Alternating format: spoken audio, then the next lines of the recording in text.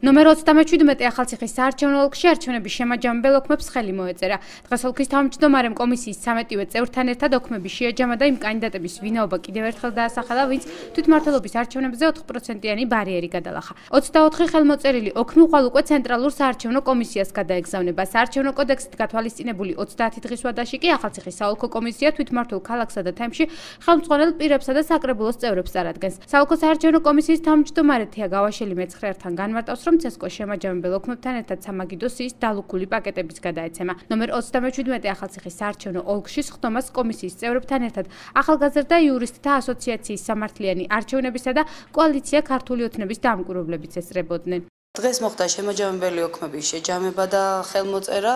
შესაბამისად 24 შემაჯამებელ ოქმს მოეწერა ხელი, რაც იმას ნიშნავს, რომ უკვე გარკვეულია თუ რომელმა პარტიებმა გადალახეს 4%-იანი ბარიერები და რომელი სუბიექტის კანდიდატები შევლენ საკრებულოს შემადგენლობაში. შესაბამისად უკვე ყველასთვის და საზოგადოებისთვისაც ცნობილია, ვინ იქნება ჩვენი ახლად არჩეული საკრებულოს შემადგენელი კანდიდატები.